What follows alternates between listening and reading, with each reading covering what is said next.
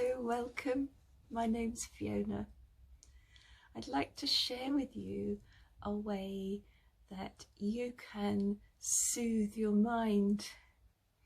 If ever your mind has a tendency to go from one anxious thought to the next and on to the next, you can change the perspective of your mind by thinking about and deeply visualizing some time in your childhood or earlier life when you felt compassionately held, when you felt love.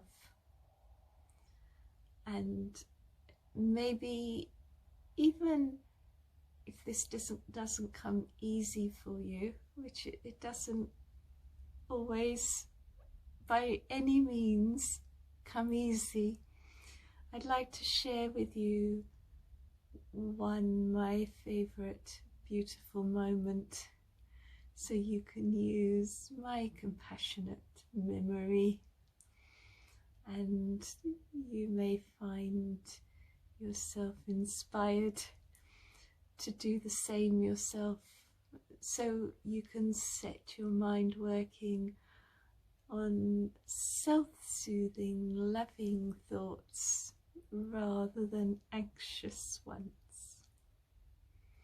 So if you'd like to make yourself really comfortable, maybe get in your pajamas, climb into bed, get your teddy, get yourself maybe a blanket, cushions.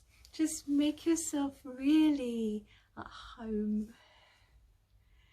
So taking time while you get yourself settled, and we shall begin.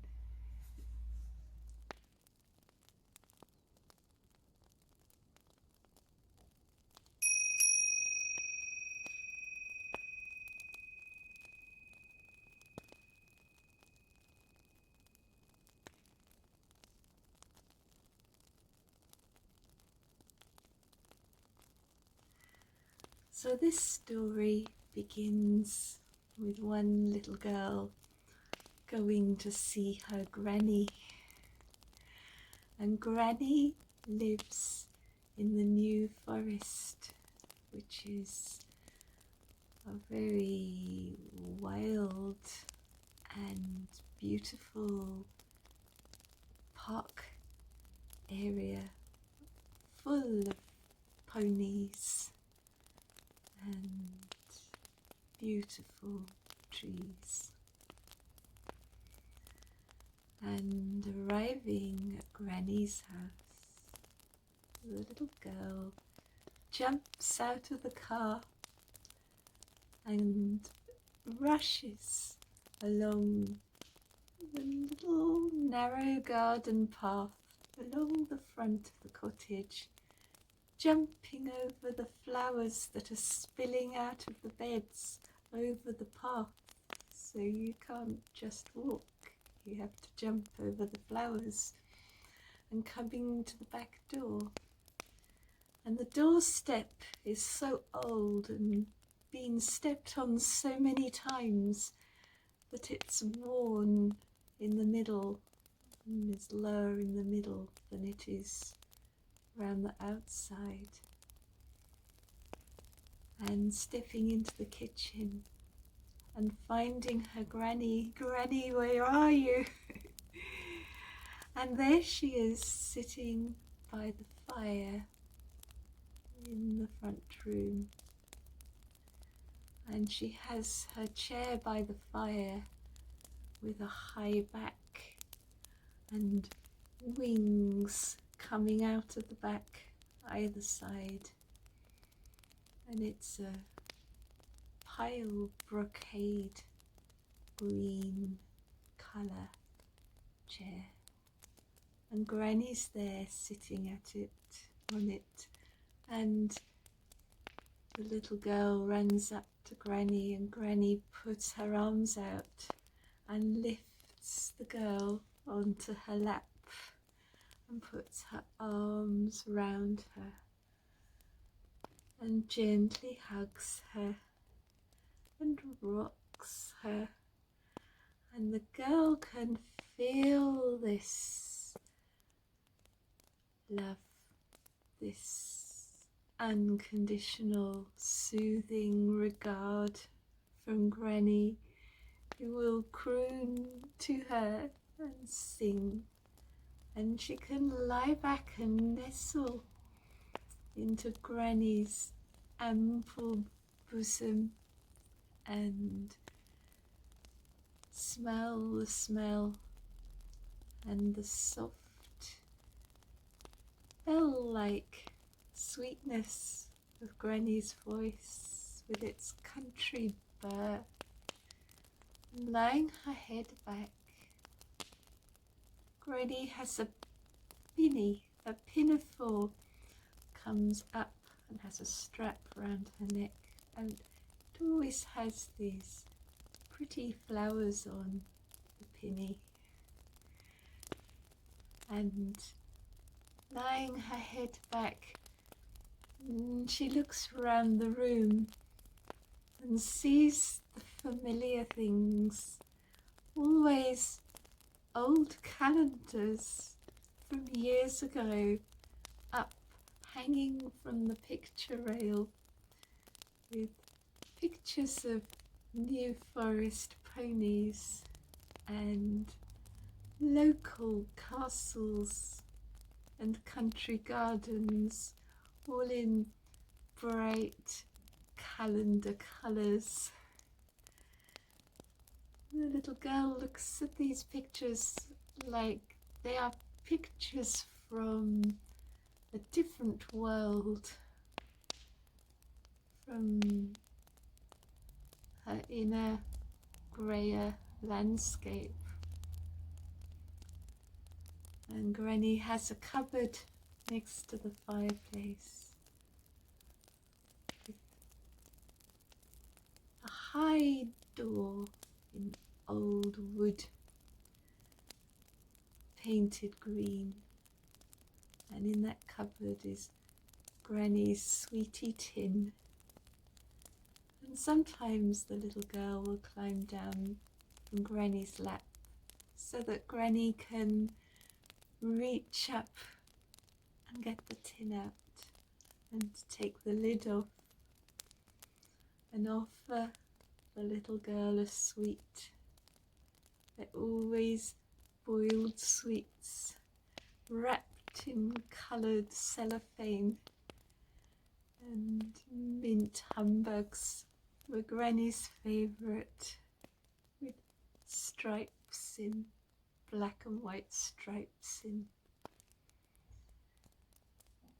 And when the little girl was sucking her sweetie, Granny would sometimes take her hand and she'd take her finger and trace on the little girl's hand round and round and sing to her round and round the garden like a teddy bear.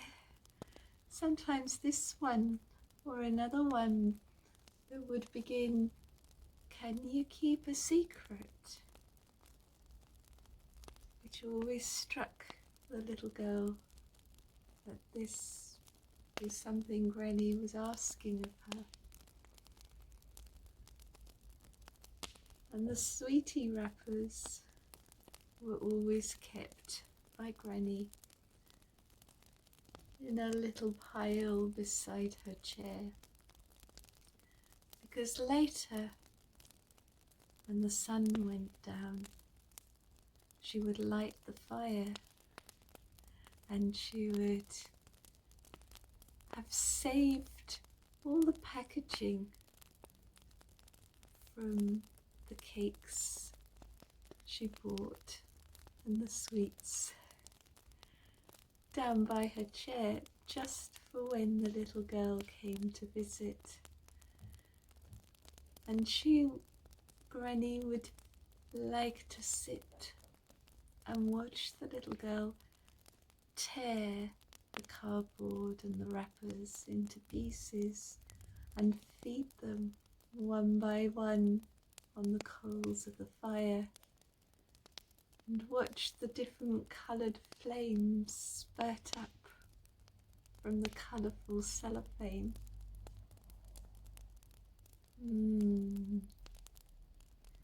Deep connection and love between these two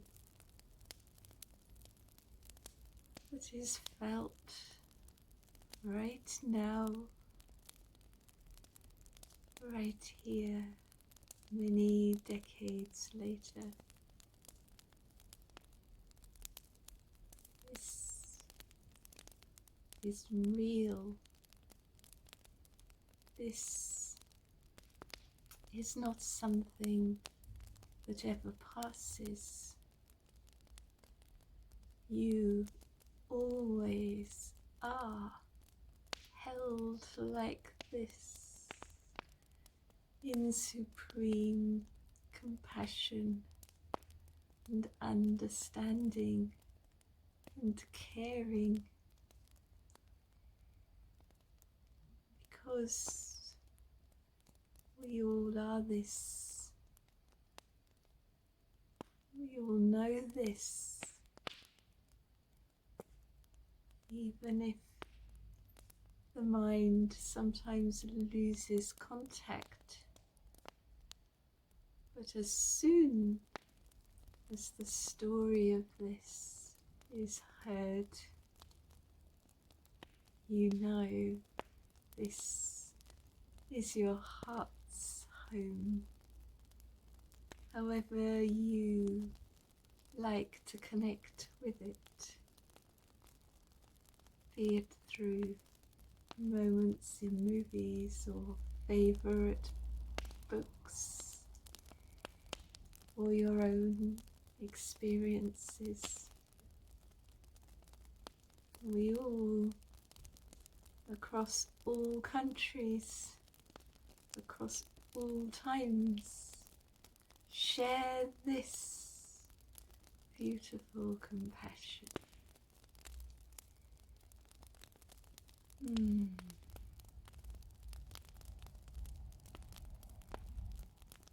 Reminding ourselves of this, so the mind can choose more nourishing paths than anxiety or stress.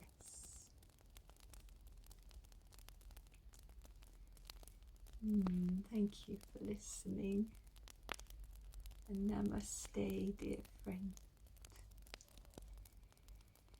If you have any experiences you'd like to share, times when you have felt like this, please do put them in the comment box below, because it may help other people feel that they too can switch their minds from their anxious selves to their self-soothing, self-compassionate selves. Thank you.